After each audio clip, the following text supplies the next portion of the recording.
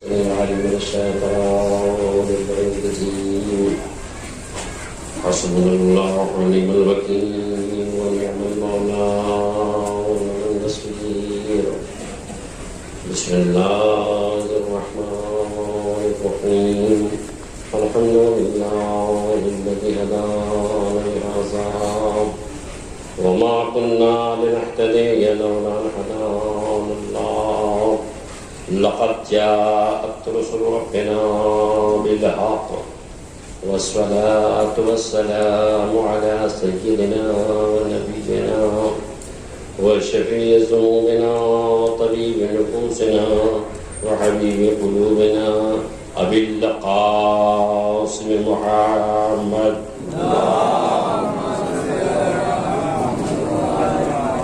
وآله الطيبين الطاهرين المعصومين ولعنة الله على أعدائهم أجمعين من يومنا هذا إلى قيام يوم الدين. أما بعد فقد قال الله تبارك وتعالى في كتابه المحكم وخطابه المتقن وقوله وحسن. بسم الله الرحمن الرحيم. والآخرة خير وأبقى. صدق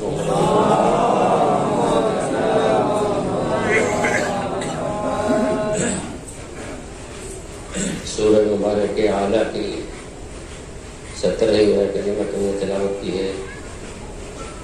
نہایت مختصر ترین آیہ کریمہ ہے. ارشاد ہو رہا ہے کہ والآخرۃ خیر وابقیٰ. آخرت بہتر اور دیر پا ہے. اس کا ترجمہ صرف یہ کہ والآخرۃ خیر وابقیٰ. آخرت بہتر ہے اور دیر پا ہے. میری گفتگو آخرت کے سلسلے میں ہوگی کہ ہمارے زندگی کا اصل مقصد یہ ہے آخرت بنانا، آخرت سنوارنا. یہ مجلسیں، یہ ہمارے سب اعمال، یہ نمازیں، یہ روزے، حج و زکوٰۃ، یہ خمس، یہ فرائض، یہ واجبات کی ساری ادائیگی، یہ سب کے سب ہے آخرت سے متعلق. یہ جتنی چیزیں ہیں وہ سب آخرت سے متعلق ہیں، اس لیے کہ یہ دنیا آخرت بنانے کی جگہ ہے کہ انسان اس دنیا میں آئے تو اپنی آخرت کو بنائے. اس لیے حدیث میں ہے کہ الدنیا مزرعۃ الآخرہ. یہ دنیا آخرت کی کھیتی ہے. اب کمال یہ کہ انسان اس دنیا میں رہ کے اپنی آخرت کو بنا لے. اور بنانے والے تو اس دنیا میں بہت سے لوگ گزرے ہیں. بنانے والے نے تو ایک ہی رات بنا لی، اور بنانے والے نے چند منٹوں میں بھی بنا لی. اور دونوں واقعات کے سامنے ہیں. تفصیل میں جانے کی ضرورت ہے. بنانے والے نے ایک ہی رات بنا لی ہے، بنانے والے نے چند منٹ میں بھی بنا لی ہے. تو عزیزان گرامی، آخرت بنا لیا تو سب کچھ ہے. آخرت خط تو کچھ نہیں. اصل کل بات یہ ہے آخرت. یہ دنیا کیا ہے؟ یہ فانی ہے. یہ دنیا کیا ہے؟ یہ مٹ جانے والی ہے. کچھ نہیں. حقیقت دنیا کچھ نہیں. معصوم کی نگاہوں میں دنیا کوئی حقیقت نہیں ہے. یہ مٹ جانے والی ہے. لیکن والآخرۃ خیر وابقیٰ. آخرت بہتر ہے اور دیر پا ہے. ہماری توجہ صرف اور صرف آخرت کی طرف ہونا چاہیے. ہم جو عمل دنیا میں کرتے ہیں اس کو آخرت کے لیے ذخیرہ کرنا چاہیے. چھوٹے سے چھوٹا عمل جو ہم کرتے ہیں یہ ذخیرہ ہے آخرت کے لیے. ہمیں اس کے وزن کا اندازہ نہیں ہے، ہمیں اس کی گرانی کا اندازہ نہیں ہے. ہم جو عمل کرتے ہیں، جو کار خیر کرتے ہیں، ہم کو اس کا اندازہ نہیں ہوتا. لیکن حقیقت یہ ہے کہ وہ بہت ہی گراں قدر ہوتا ہے. ذرا نبیوں کی نگاہوں سے دیکھیے اس عمل کو تو اندازہ ہوگا کہ دنیا میں عمل کیا جانے والا اللہ کے لیے وہ عمل کتنا گراں قدر ہے. اب آپ ذرا غور کیجیے. عمل کی قیمت کو پہچانے. وہ عمل جو اللہ کے لیے خوشنودی کے لیے کیا گیا ہو وہ آخرت کے لیے ذخیرہ ہے, اور خاصان خدا اس کو محفوظ رکھتے ہیں آخرت کے لیے. یہ کل کام ہے, باوجود کہ معصوم ہیں, صاحبان عصمت ہیں, گناہوں سے دور ہیں, بلکہ ان کے بارے میں تصور گناہ بھی گناہ ہے, لیکن اعمال کو آخرت کے لیے ذخیرہ کرتے ہیں. دیکھیے اندازہ لگے, صرف اس بات کے لیے میں اس واقعے کو آپ کے سامنے پیش کر رہا ہوں کہ عمل کے آخرت کے لیے بچا کے کس طرح سے رکھتے ہیں, اس کو ضائع نہیں کرتے.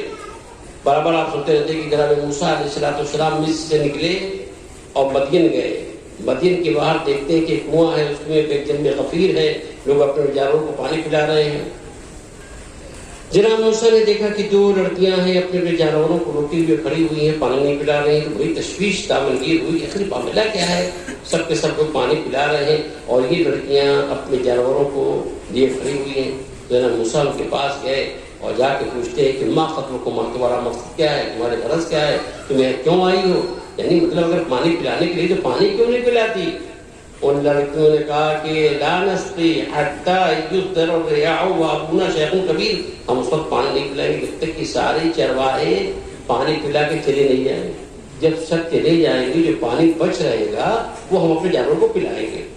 جناب موسیٰ نے کہا بڑے خیرتدار, بڑے خوددار, معزز گھرانے کی لڑکیاں لگ رہی ہیں. اس کے بعد جناب موسیٰ آئے اور اس شخص کے پاس جو پانی نکال رہا تھا کنویں سے, اسے کہا بھائی تم کیسے ہو, اگر کچھ غیرت ہے تمہارے پاس, یہ لڑکیاں کھڑی ہیں, غیرت کا تقاضا یہ تو پانی نکال دو اور پانی کھینچ دو, یہ پلا دو, سیراب کر دو کہ جانوروں کو سویرے گھر جائیں. تو کہا سنیے آپ بڑے خوددار اور غیرتدار ہیں, حیادار ہیں, تو یہ لیجیے ڈول, نکال دیجیے پانی. جناب موسیٰ فوراً آگے بڑھے اور پانی نکالا, پانی پلایا. یہ لڑکیاں سویرے سویرے اپنے گھر چلی ہیں. یہ آگے شاعر میں بیٹھ گئے. جب وہ گھر گئی تو باپ نے پوچھا کہ بیٹی آج پہلے کیسے آ گئی, معاملہ کیا ہے؟ اور انہیں پوری کہانی کیسے سنائی. تو باپ نے کہا کہ جا کر کے اس جوان کو بلا لاؤ. وہ لڑکی آئی, بلا کر کے لے کر کے جناب موسیٰ کو گئی. جناب موسیٰ کو جب وہ لے کے گھر گئی تو دسترخوان لگا ہوا تھا.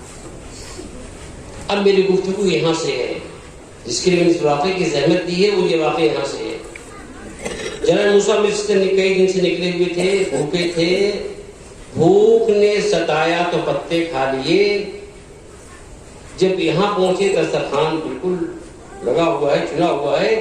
اب وہ جناب شعیب نبی کا گھر تھا. وہ یہ بتا دوں میں آپ کو کہ وہ فرعون کی حکومت میں وہ نہیں آتا تھا حصہ, وہ شہر فرعون کے تصرف سے الگ تھا. اب جناب شعیب نے کہا یہ بسم اللہ. سچ پتے کہ بھوکا آدمی برداشت کرے گا, بھوکا ہو, پتے کھا رہا ہو, دسترخوان لگا ہوا, تو میں سمجھتا ہوں کہ ایک بار کہنے کی ضرورت ہوگی بسم اللہ. اور جناب موسیٰ سے کہہ رہے ہیں کہ آئیے بسم اللہ. کہا جی نہیں. عربی آئیے بسم اللہ. کہا جی نہیں. آپ خودداری دیکھیے, اگر نبوت کو دیکھنا تو آپ دیکھیں نبی خوددار کتنا ہوتا ہے. خودداری دیکھیے آپ. کہا آئیے بسم اللہ. کہا نہیں. ارے بھائی آپ بھوکے؟ کہا ہاں مگر نہیں. اب آپ جو فقرہ جناب موسیٰ نے کہا وہ فقرہ آپ کے سامنے پیش کر رہا ہوں جس کے لیے میں نے زحمت دی ہے. جناب موسیٰ نے کہا کہ میں نے پانی پلانے کا جو عمل آخرت کے لیے کیا ہے, اپنے اس عمل آخرت کو ان لقموں کے اوپر بیچنا نہیں چاہتا. آپ غور کر رہے ہیں؟ میں یہ اگر میں 1 گھنٹہ مجلس پڑھتا ہوں تو میں سوچتا ہوں کہ میں نے قوم کو کیا دیا, میں نے کیا بتایا. آپ غور کر رہے ہیں؟ میں نے صرف اتنی بات کے لیے زحمت دی ہے. جناب موسیٰ جیسا نبی کہتا ہے کہ میں نے جو پانی پینے پلانے کا عمل انجام دیا ہے کار خیر, اس کار خیر کو میں نے جو آخرت کے لیے انجام دیا ہے اس اپنے اخروی عمل کو ان لقموں کے اوپر بیچنا پسند نہیں کرتا.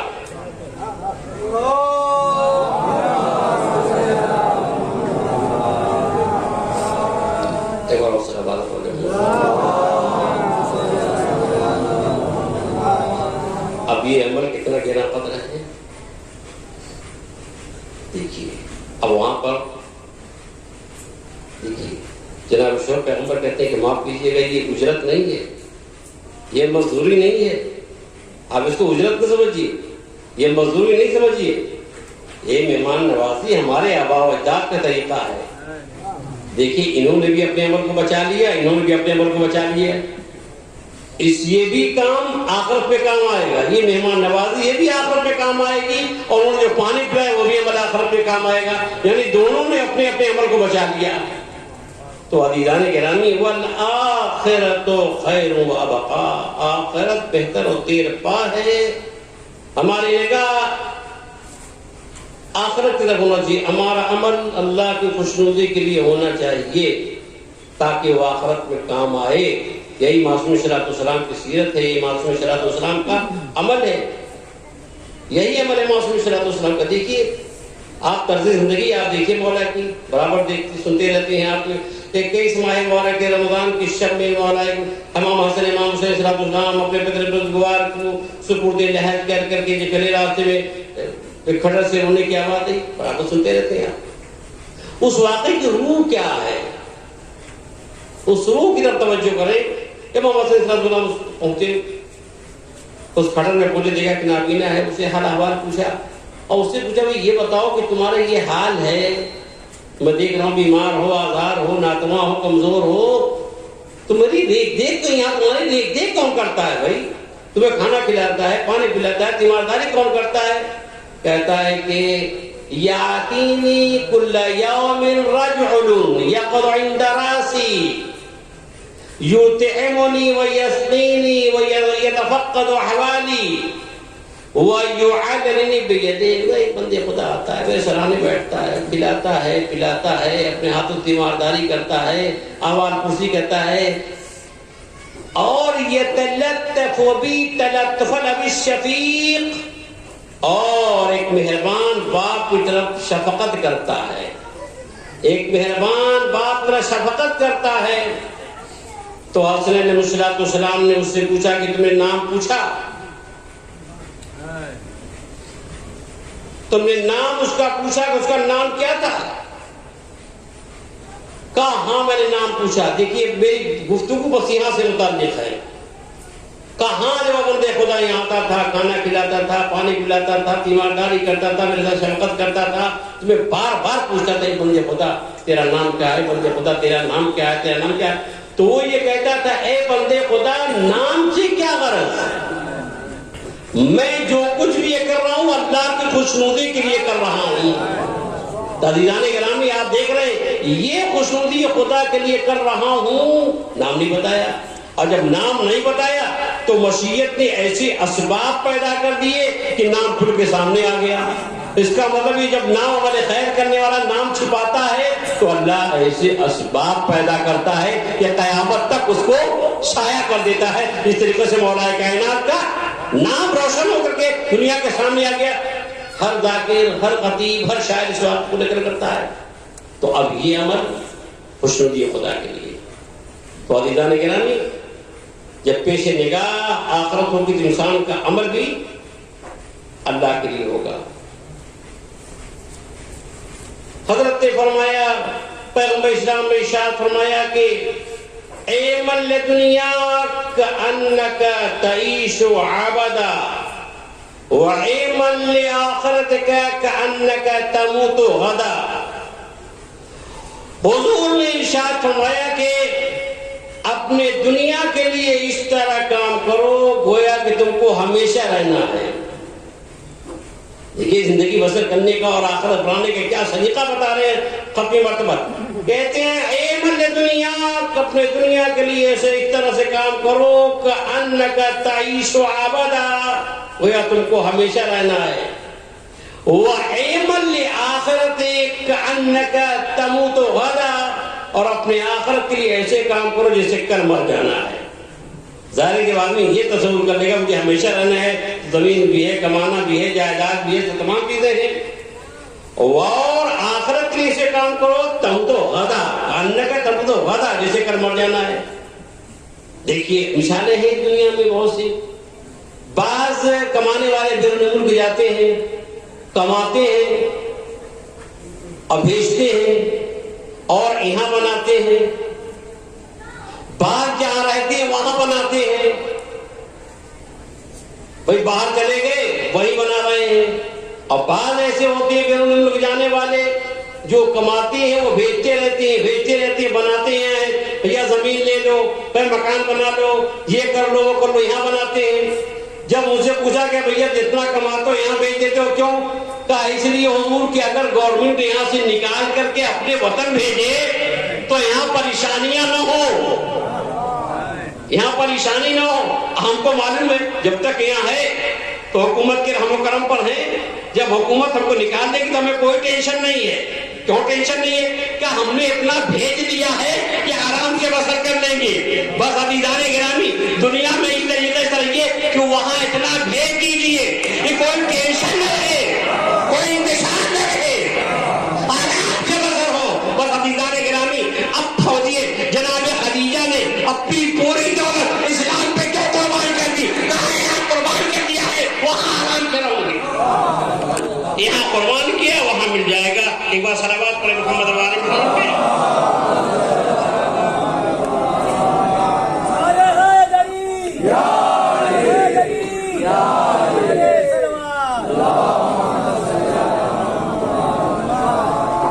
اے من دنیا کأنک تعیش عبدا, یہ ہمیشہ کام کرو کہ ہمیشہ رہو, ایسا کوئی ہمیشہ رہنا ہے. اور آخرت کے لیے سے کام کرو جیسے کل مر جانا ہے. وہی مثلا اسی لیے پیغمبر اسلام موت کے فضائل بیان کر رہے تھے, موت کے فضائل بیان کرتے. ایک شخص بڑا کہا یا رسول اللہ مالی لا احب الموت, مالی لا احب الموت, خدا کے رسول مجھے کیا ہو گیا, میں موت کو دوست نہیں رکھتا. تو حضور نے فرمایا اللہ کا مال ہوں, کیا تمہارے پاس مال ہے؟ کہاں؟ کہا دیکھا آپ نے. کہا اسی لیے. کہا کیوں؟ اس لیے کہ اگر تم نے وہاں بھیجا ہوتا, اگر اس وطن بنایا ہوتا تو طبیعت و راضی ہوتی. تو عزیزان گرامی یہی حضرت فرمانا چاہتے ہیں کہ اے من لے آخرت, ایک آخرت کے لیے ایسے کرو جیسے کأنک تموت غدا, تم کل مر جاؤ گے. تو والآخرت خیر و بقا, آخرت بہتر اور دیر پا ہے. آئینہ معصوم علیہ السلام اس دنیا میں آئے, کس لیے آئے؟ اس لیے آئے تاکہ لوگ ہمارے بیان سے, ہمارے موعظے سے, ہماری نصیحتوں کو سن کر کے آخرت تعمیر کریں, آخرت بنائیں. یعنی اگر یہ قید خانے میں بھی ہیں تب بھی ان کی تبلیغ جاری ہے, ان کا فیض جاری ہے. یعنی قید خانے میں ہے تب بھی یہ چاہتے ہیں کہ نہیں سب ہدایت یافتہ ہو جائیں, سب سنور جائیں, سب کی آخرت بن جائے. وہ خوش نصیب ہے عزیزان گرامی جو محبت اہل بیت لے کر کے اس دنیا سے جاتے ہیں اور آخرت میں ہمارے ساتھ اہل بیت کی محبت ہو رہی ہے. بہت بڑا سہارا ہے آل محمد علیہ السلام کا. لیکن میں ایک بات اور کہنا چاہوں گا کہ مرنے والے کے لیے صرف یہ سارے ثواب کرنے سے ہی ماں باپ کا حق ادا نہیں ہو سکے گا, نہیں, بلکہ ہمیں چاہیے کہ اس کے ساتھ ساتھ ثواب کے ساتھ ساتھ ہم اس بات پر بھی توجہ دیں کہ جو واجبات رہ گئے ہیں ان کو بھی ہم پورا کریں. اس لیے کہ حدیث میں ہے کہ پیغمبر اسلام کی حدیث بھی مولا کائنات سے بھی مروی ہے کہ اذا مات الانسان انقطع عمله الا من صلاة من صدقة جارية وعلم ينتفع به وولد صالح يدعو له. جب انسان دنیا سے اٹھ جاتا ہے, جب چلا جاتا ہے تو اس کا دفتر اعمال بند ہو جاتا ہے, رفتار نفس ڈوبی, موت کا پسینہ آیا اور ادھر دفتر اعمال بند ہوا. الا من ثلاث, سوائے 3 چیزوں کے, من صدقۃ جاریہ, مرنے والے صدقہ جاریہ کیا ہو, مسجد بنوا دیا, مدرسہ بنوا دیا اور امام بارگاہ تعمیر کرا دیا, رفاہی کام کیا جس سے لوگ فائدہ اٹھا رہے ہیں تو برابر ثواب لکھا جاتا ہے. برابر ثواب لکھا جائے، وہ ثواب منقطع نہیں ہوگا، برابر ثواب لکھا جاتا رہے گا۔ اور دوسرے چیز ممکن ہے کہ بھائی کسی کے پاس اتنا پیسہ نہیں ہو کہ صدقہ جاریہ کرے، مسجد بنوائے، امام بارگاہ بنوا دے یا رفاہی کام کر دے، تو دوسری چیز یہ ہے کہ نہیں، علم ينتفع ہے، علم چھوڑ کے گیا ہے جس سے لوگ فائدہ اٹھا رہے ہیں، کتابیں لکھی ہیں، ترجمے کیے ہیں، بچوں کو پڑھایا ہے، یہ سب کیا ہیں؟ وہ ہیں کہ مرنے والے کو کا ثواب ملتا رہے گا۔ اور تیسری ممکن ہے کوئی شخص کے ساتھ میں تو جاہل ہوں، میرے پاس نہ پیسے ہیں کہ نہ روپیے ہیں کہ میں صدقہ جاریہ کروں، اور نہ میرے پاس علم ہے نہ میں کسی پڑھا سکوں، تو اور میں پھر کیا کروں؟ کہا ہاں ایک تیسری صورت ہے، وَوَلَدٍ صَالِحٍ يَدْعُو لَهُ، مرنے والا نیک بیٹا چھوڑ کے جائے، وَيَدْعُو لَهُ، اور وہ باپ کے لیے دعا کرتا جائے، تو دفتر اعمال بند نہیں ہوتا۔ یعنی یہ بھی بڑی اہم منزل ہے کہ اللہ توفیق دے تاکہ ماں باپ کے لیے دعا کرے، ان کے واجبات کو ادا کرے۔ جب میں اس منزل پر پہنچتا ہوں تو یہ میں ضرور کہتا ہوں کہ حدیث میں ہے، سنی اور شیعہ سب کی کتابوں میں یہ حدیث ہے کہ ارشاد ہوا معصوم کا کہ وَلَدٍ صَالِحٍ يَدْعُو لَهُ، میں اکثر بیان کرتا ہوں کہ وَلَدٍ صَالِحٍ يَدْعُو لَهُ، اگر کوئی شخص صالح اور نیک بیٹا چھوڑ کے جاتا ہے اور وہ بیٹا باپ کے لیے کہتا ہے ربنا اغفر لی ولوالدی وللمؤمنین یوم یقوم الحساب، یا کہتا ہے ربی ارحمہما کما ربیانی صغیرا، تو اس کے دفتر اعمال میں باقاعدہ ثواب لکھا جاتا رہے گا۔ یعنی اگر کوئی صالح بیٹا، کوئی باپ نیک بیٹا چھوڑ کے جائے اور وہ بیٹا باپ کے لیے دعا کرے تو دفتر اعمال بند نہیں ہوتا، اس کا مستقل ثواب لکھا جاتا رہے گا۔ لیکن اب عزیزان گرامی آپ بتائیں کہ اگر کائنات میں کوئی ایسا باپ ہو جو علی جیسا بیٹا چھوڑ کے جائے، وہ حسن جیسا بیٹا چھوڑ کے جائے، وہ حسین جیسا بیٹا چھوڑ کے جائے، وہ زین العابدین جیسا بیٹا چھوڑ کے جائے، وہ محمد باقر جیسا بیٹا چھوڑ کے جائے، اور اس کی نظر کا ایک غیبت کے پردے میں ہو، تو اس کا مطلب یہ ہوا کہ ساری امت کا دفتر اعمال ایک طرف، علی کے باپ کا دفتر اعمال ایک طرف۔ ایک بار صلوات کریں محمد والے محمد پہ۔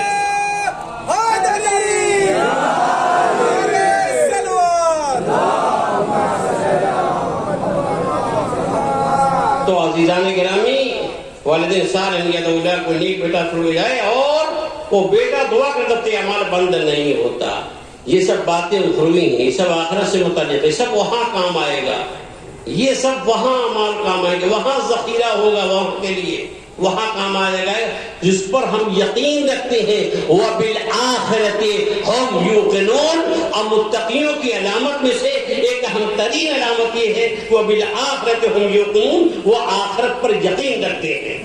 عزیزان گرامی، میں نے کہا کہ معصوم اشراف اسلام قید خانے میں بھی ہوتے ہیں تب بھی فیض باقاعدہ جاری رہتا ہے، لوگوں کو ہدایت کرتے رہے، لوگوں کو باقاعدہ بتاتے رہتے ہیں۔ دیکھیے بہت سارے واقعات، صرف ایک واقعہ قرآنی پیش کر کے بات تمام کروں کہ جناب یوسف جس زمانے میں قید خانے میں تھے، اس زمانے میں قرآن کہتا ہے کہ 2 قیدی اور داخل ہوئے، داخلہ موصل فتیان، 2 قیدی اور قید خانے میں داخل ہوئے۔ قال احدهما اني اراني اعصر خمرا وقال الاخر اني اراني احمل فوق راسي خبزا تاكل الطير منه نبئنا بتاويله انا نراك من المحسنين۔ دونوں قیدی آ گئے قید خانے میں اور جناب یوسف سے یہ کہتے ہیں کہ ہم نے خواب دیکھا ہے، آپ تعبیر ذرا بتائیے۔ ایک نے کہا کہ اب میں نے یہ خواب دیکھا ہے کہ میں انگور نچوڑ رہا ہوں شراب بنانے کے لیے، اور دوسرے نے کہا میں نے یہ خواب دیکھا ہے کہ میرے سر کے اوپر روٹیاں ہیں، طبق ہے روٹیوں کا، اور اسے پرندے کھا رہے ہیں۔ نبے تعویلیں، اب تعبیر بتائیے اس کی تعبیر کیا ہے؟ انا نراک من المحسنین، ہم آپ کو نیکوکاروں میں سے دیکھتے ہیں۔ 2 باتیں، ان کو یہ کیسے پتہ نہیں، یہ تعبیر خواب پتہ نہ جانتے ہیں؟ ارے قید خانے میں تو اور سارے قیدی تھے، ان کو یہ کیسے معلوم ہوا کہ یہ تعبیر خواب بتانا جانتے ہیں؟ اور اس کے بعد یہ کہ انا نراک من المحسنین، ہم آپ کے نیکوکاروں میں سے دیکھتے ہیں۔ اس کا مطلب یہ ہوا کہ نبی اور امام اگر قید خانے میں بھی ہوتا ہے تو اخلاق اسلامی کی اتنے رعایت کرتا ہے کہ قیدیوں سے بھی نیکوکار ہونے کا کلمہ پڑھوا دیتا ہے۔ ایک آپ نے قید خانے میں ہے اور قیدی کہہ رہے ہیں، جو مجرم ہیں وہ یہ کہہ رہے ہیں اِنَّا نَرَاكَ مِنَ الْمُحْسِنِينَ، ہم آپ کو نیکوکاروں میں سے دیکھتے ہیں. آپ بتائیے، تعبیر بتائیے، ہماری تعبیر کیا ہے؟ دیکھیے وہی میرا موضوع ہے آخرت. آخرت ہے. دیکھیے میں یہ بتانا چاہتا ہوں کہ معصوم علیہ السلام چاہتے کیا ہے ہم سے؟ کیا چاہتے ہیں ہم سے معصوم علیہ السلام؟ انبیاء ہم سے کیا چاہتے ہیں؟ تعبیر بتائیے آپ. پڑھنا. لا یاتیکما طعام ترزقان الا نباتهما بتعبیر قبل ان یاتیکما ذالکما مما علمنی ربی. دیکھو قید خانے کی طرف سے جو کھانا تم کو ملتا ہے وہ کھانا نہیں آنے پائے گا کہ میں تم کو بتا دوں گا. اور سنو جو بتاؤں گا اٹکل پٹو نہیں ہوگا نا. علمنی ربی، میرے پروردگار نے سکھا دیا ہے، وہ بتاؤں گا. سکھا دیا میرے پروردگار نے، ابھی نہیں بتاؤں گا. وقت لے لیا، فوراً نہیں بتایا. کیوں نہیں بتایا؟ ارے بھائی بتانا دینا چاہیے. دو دو چار کرتے ان کو بتاتے ہو جاتے، اپنا مطمئن ہو جاتے. کام نہیں، وقت دے دیا.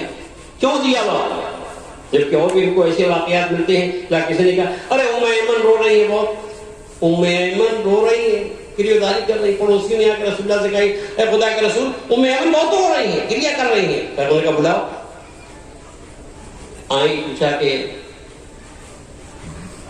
کیوں رو رہی ہو، کیا بات ہے؟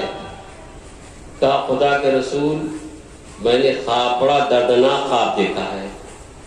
ہاں دردناک خواب دیکھا؟ کہا میں نے بڑا دردناک خواب دیکھا ہے. کیا دیکھا ہے تم نے؟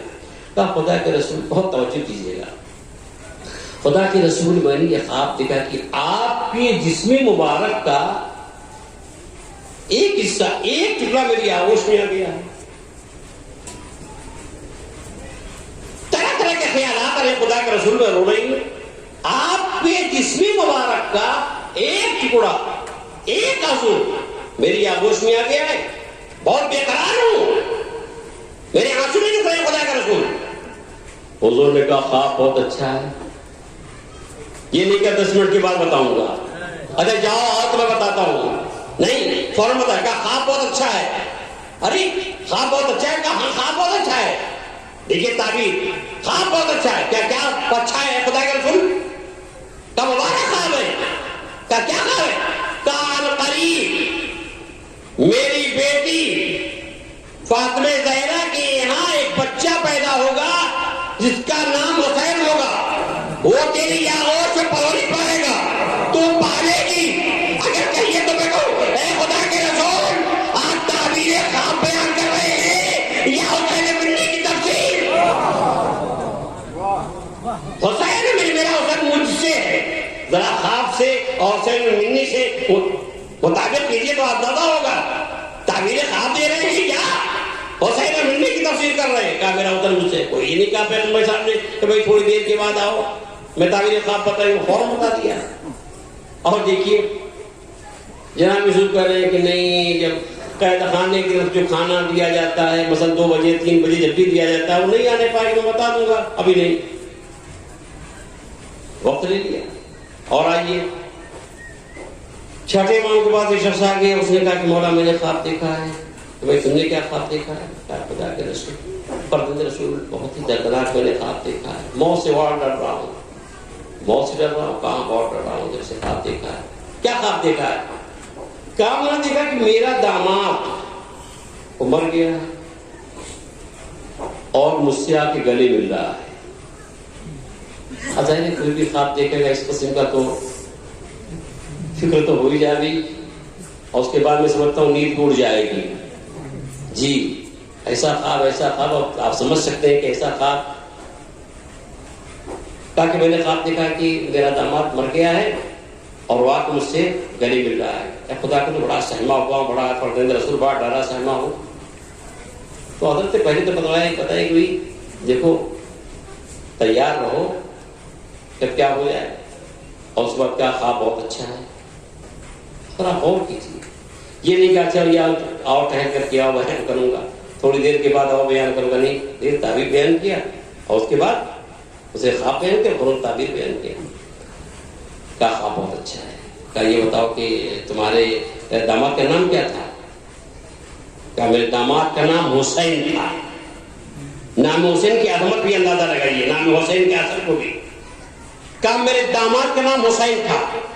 تو حضرت تعبیر بتائی کہ اگر کوئی ایسا شخص جو مر جائے اور اس کا نام حسین ہو اور وہ حسین نامی شخص مرنے کے بعد اگر کسی زندے کے خواب میں آئے اور گلے ملے تو اس کی تعبیر یہ ہے کہ اس کو میرے جد کی زیارت نصیب ہوگی. مولا آپ تعبیر خواب بیان کر رہے ہیں کہ یا کہ اس کی زندگی اور بقا کی بشارت دے رہے ہیں. اس لیے کہ امام حسین کی زیارت کی خصوصیات میں سے ہے کہ اس کی عمر طویل ہوتی ہے، اس کی عمر بڑھتی ہے.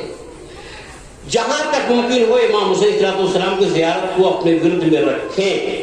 اور میں ہمیشہ اپنے مجلسوں میں کہا کرتا ہوں کہ خاص طور سے قرب قیامت کے اس حادثاتی دور میں زیارت عاشورہ کو اپنے ورد میں رکھیں. زیارت عاشورہ کو باقاعدہ پڑھیں. ممکن زیارت عاشورہ بڑی ہونے کی وجہ سے ایک شخص متوجہ نہیں ہے کہ صاحب اتنی لمبی ہے، لا علیہ السلام میں کیسے پڑھیں، تو وہ زیارت عاشورہ غیر معروفہ پڑھے. اس میں مفصل زیارت پڑھے اور اس کے بعد دورے کا تمام پڑھ کر زیارت عاشورہ غیر معروفہ پڑھے. کم وقت میں وہ پڑھ لے گا.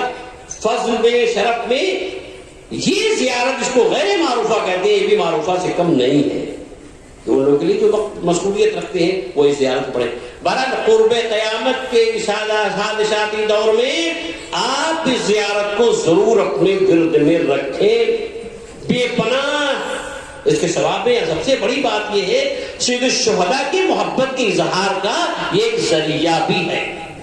تو عزیزان گرامی میں یہ عرض کر رہا تھا کہ پیغمبر اسلام نے وہاں بتایا کہ 10 منٹ کے بعد بتاؤں گا، نہ میں امام صادق اسلام نے فرمایا کہ میں 10 منٹ بعد بتاؤں گا، نہیں فوراً بتا دیا. اور یہاں جناب یوسف علیہ السلام کہتے ہیں کہ لا یاتیکم طعام ترزقان الا نباتکم بتأویلہ، جو قید خانے کا کھانا تم کو دیا جاتا ہے وہ کھانا نہیں آنے پایا تھا کہ میں تم کو بتا دوں گا. اور اس کے بعد کیا کیا؟ اور اس کے بعد اپنا عقیدہ شروع کر کے بیان کرنا.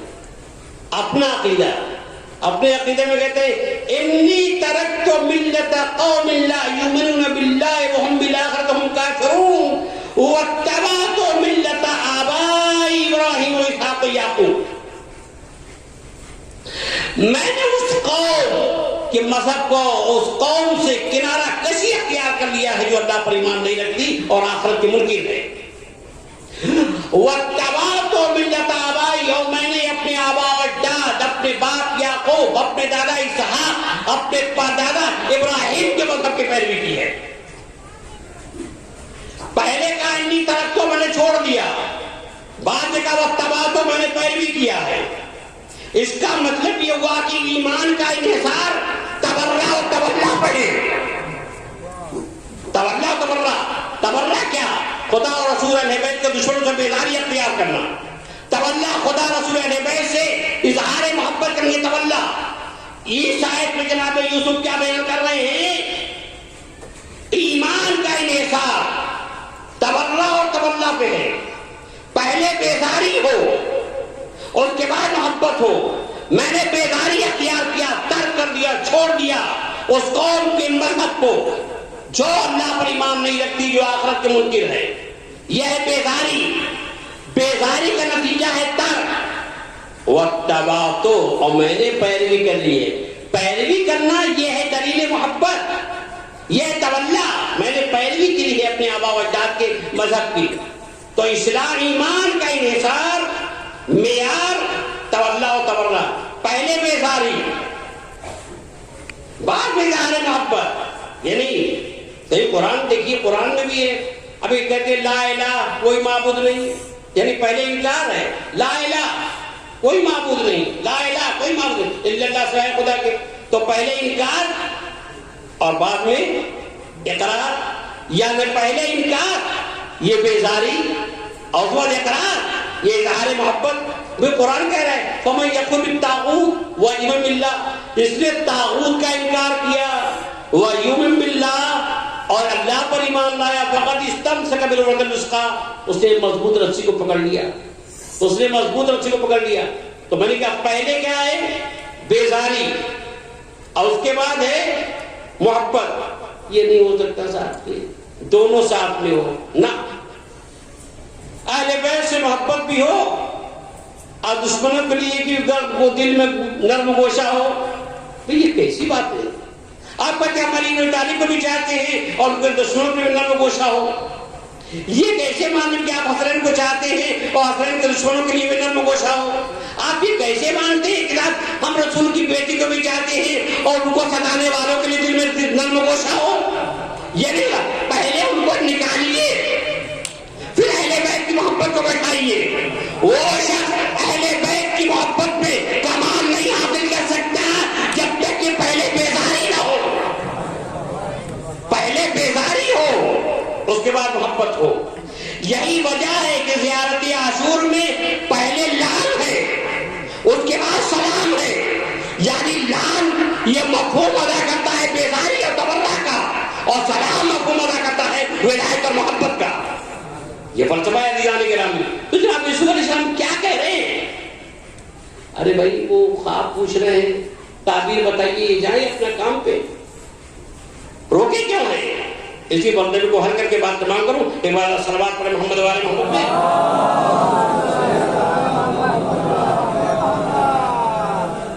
اب عزیزان گرامی گفتگو یہ ہے کہ یہ تاخیر کیوں کر رہے ہیں, پتہ کیوں نہیں رہے ہیں, اور یہ بھی کہہ رہے ہیں کہ علامہ ربی میرے پروردگار نے مجھے باقاعدہ سکھا دیا ہے, بتا دیجئے.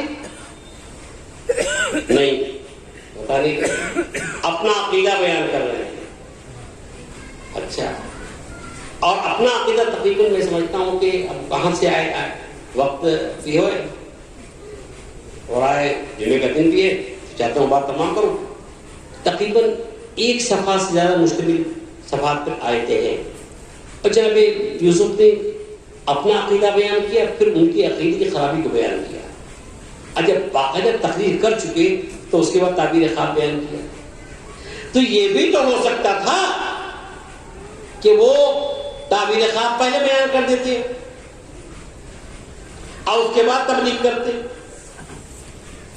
جب تبلیغ ہی آپ کو کرنی تھی تو بھیا ایسا ہے کہ آپ پہلے تعبیر خواب بتا دیجیے اور اس کے بعد تقریر کیجیے. تبلیغ پہلے اور خواب کی تعبیر بعد میں. دیکھیے اس میں راز کیا ہے کہ اگر پہلے تعبیر خواب بیان کر دیتے تو اب دو باتیں, یا تو وہ سنتے یا چلے جاتے, اور سنتے بھی تو بے توجہی کے ساتھ سنتے, بے توجہی کے ساتھ سنتے. لہذا نبی نے کہا نہیں, موقع اور مصلحت یہ ہے پہلے ان کو کرو تبلیغ, پہلے تبلیغ کرو. یعنی کہ وہ بغیر تعبیر خواب سنے جائیں گے نہیں, جو ان کے غرض وابستہ ہے. لہذا یہ موقع ہے, اپنی بات کہہ دو.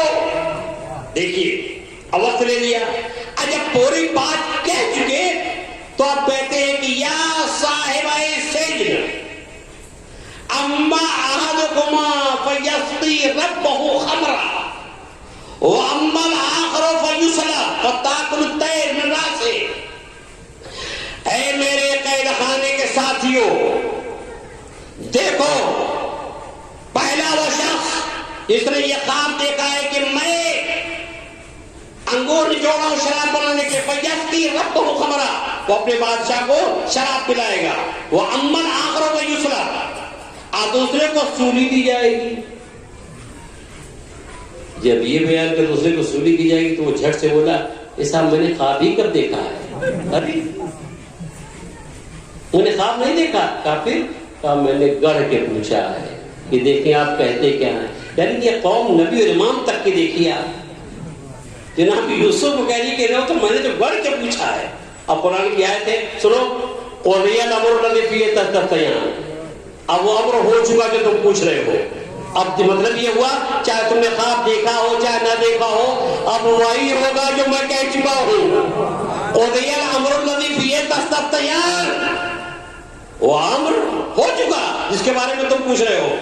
لیکن سوال یہ ہے عزیزان گرامی, آپ پہ روکا کیوں؟ پہلے یہ بات کہہ دیتے. عزیزان گرامی میرے پورے گفتگو کا خلاصہ اصل میں بات بات یہ ہے جناب یوسف نے سوچا میں اپنے شرعی فریضے کو ادا کروں. جب ان دونوں نے خواب کو بیان کیا، دونوں مشرک تھے. جناب یوسف خدا کے دیے ہوئے علم کی روشنی میں یہ بات سمجھ لی کہ اس میں ایک کی ہلاکت ہے اور دونوں مشرک ہیں. وہاں جو کہ دونوں مومن تھے، ان میں ایمن مومنہ امام صادق سلام اللہ سے پوچھنے والا خواب مومن تھا، لہذا وقت لینے کی ہدایت کرنے کی ضرورت نہیں تھی. اور یہاں چونکہ دونوں مشرک تھے، اور جب انہوں نے خواب بیان کیا تو جناب یوسف سمجھ گئے کہ ایک اس میں ہلاکت ہے. لہذا جناب یوسف نے سوچا میں اپنے ایمان کو بتاؤں، ان کے ایمان کی خرابی کو بتاؤں، تاکہ اگر یہ ایمان لے آئیں گے، ایمان لانے کے بعد قدر کیا جائے گا تو اس کی آخرت بن جائے گی. لہذا جناب یوسف نے تعبیر خواب بیان کرنا روک کر کے تبلیغ کیا، تشریح کیا، عقیدے کو بیان کیا، تاکہ اگر یہ ایمان قبول کر لے گا، ایمان قبول کرنے کے بعد اگر مارا جائے گا تو اس کی آخرت بن جائے گی. تو آخرت بنانے کے لیے تعبیر خواب میں تاخیر کیا. یہ بات آپ کو سمجھ آ گئی؟ تاخیر کیا جناب یوسف نے تاکہ یہ ایمان لے آئے، تاکہ اپنی آخرت کو بنا دے، تاکہ اپنی آخرت کو بیان دے. اگر آپ باقاعدہ سن رہے ہیں میری تو آخر فائدہ کروں گا کہ جناب یوسف نے تعبیر خواب روک لیا، ہدایت کی وقت لے لیا تاکہ یہ اپنی آخرت بنا دے.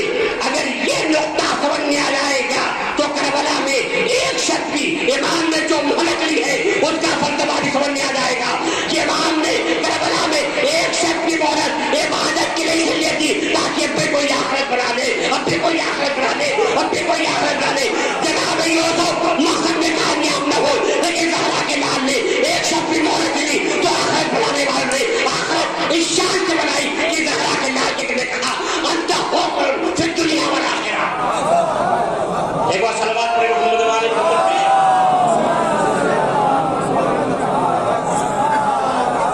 لوگ کہتے ہیں ایک شخص کی مہلت کی کیا ضرورت تھی، ایک شخص کی مہلت کی کیا ضرورت تھی. ارے مہلت جناب یوسف نے کیسے لی؟ جناب یوسف نے مہلت اسی لیے لی تاکہ یہ تبلیغ کے اثر سے اگر ایمان قبول کر لے گا تو ایمان کے بعد اگر مارا جائے گا تو اس کی آخرت بن جائے گی. بس عزیزان گرامی، زہرا کے لال نے بھی عبادت کے لیے ایک شخص کی، ایک رات کی مہلت لی کہ شاید اب بھی کوئی آخرت بنا دے، اب بھی کوئی آخرت بنا دے، اب بھی کوئی آخرت بنا دے. بنانے والے نے خدا کی قسم اس شان سے بنائی کہ اس کے دل و دماغ میں یہ آیت نازل تھی، یہ آیت سامنے تھی. اے اور کیا سوچ رہے ہو؟ اور آخرت تو خیر ہوا بتا، آخرت بہتر ہو دیر پا ہے، آخرت بہتر ہے بتا دے. رہ کی حکومت کو کھو کر مارو، آخرت کو بنا لو، آخرت کو بنا لو. اور سب سے بڑی کامیاب زندگی وہ ہے جو آخرت بنا لے. میری عزیزان گرامی، جب عمل خدا کے خوشنودی کے لیے ہوگی پوری زندگی، یہاں تک کہ سانسیں جو نکلتی ہیں وہ بھی خدا کی خوشنودی کے لیے ہوتی ہے. ارے بادشاہ جب دنیا سے جاتا ہے تو کہہ کے جاتا ہے فزتو برب الکعبہ، اور بے کعبہ کے کامیاب جا رہا ہوں. ایک بار صلوات پڑھیں محمد والے محمد پہ. تب ایسی شکل بنائی، ایک شخص کی مہلت اور آخرت بنا لی، اس شان سے بنائی. اور بنانے والے کیسے کیسے بناتے ہیں عزیزان گرامی؟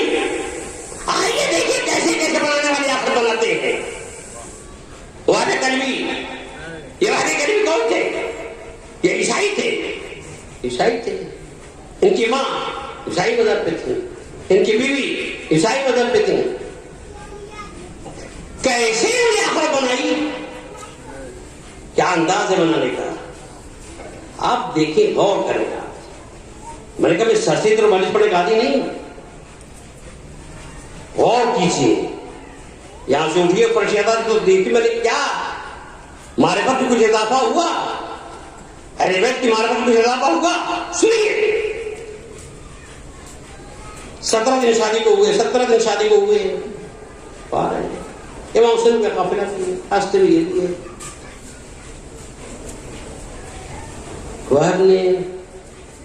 وہب نے یزیدی لشکر کے ایک سپاہی سے پوچھا کہ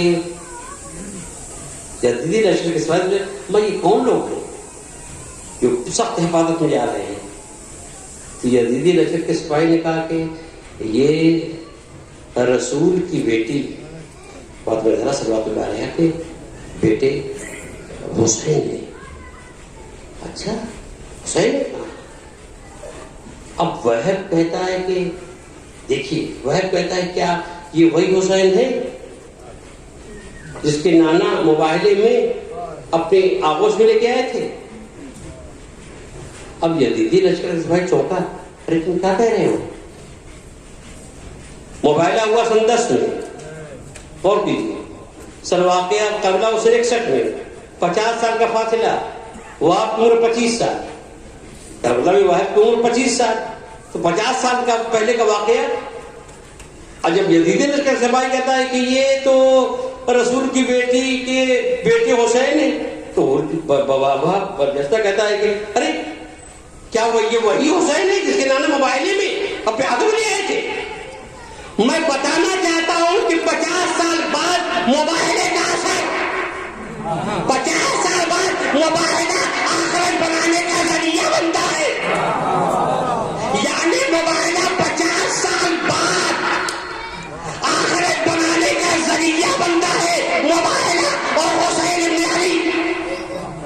اور یہی سے پتہ چلتا ہے کہ رسول اللہ نواسے کو آغوش میں لے کے کیوں آئے تھے, جب یہ بری پکڑا کہ یہ بھی چل سکتے تھے. جیسے امام حسن السلام ارے یہ وہی حسین یزیدی لشکر سپاہی ہکا بکا. ارے تم کیا کہہ رہے ہو؟ 50 سال کا واقعہ تم کہہ رہے ہو؟ 50 سال کا واقعہ تمہیں یاد ہے؟ ہمارا تم تو تھے نہیں, عمر 25 سال تمہاری. 50 سال پہلے کا واقعہ تمہیں معلوم ہے؟ کہاں سنو وحید کہتا ہے یزیدی لشکر کے سپاہی سے, سنو ہمارے عیسائی علماء جب مباہلے کی شکست کا تذکرہ کرتے ہیں تو اس بچے کا ضرور تذکرہ کرتے ہیں جس کے نانا اپنے آغوش میں لے کے آئے تھے. عزیزان گرامی, یہی وہ بنیادی بات ہے جو بات کو امام تکراری کو مجبور کیا اور اس نے اپنی آخرت کو بنا لی. یعنی حسین ابن علی آخرت بنانے کا ذریعہ بنے. ہماری نگاہ نہیں پہنچ سکتی لیکن پیغمبر کی نگاہ, حضور کی نگاہ اس منظر پہ تھی. اب اس کے بعد سے یہی وجہ ہوئی کہ وہاں پہ امام حسین صلی اللہ علیہ وسلم کے پاس پہنچ گئے, اسلام قبول کیا, ایمان لے آئے. تو عزیزان گرامی, آخرت بنانے والے اس طرح سے اپنی آخرت کو بناتے ہیں. والآخرت خیر وابقیٰ, آخرت بہتر اور دیر پا ہے. بنانے والے کی شان سے بناتے ہیں.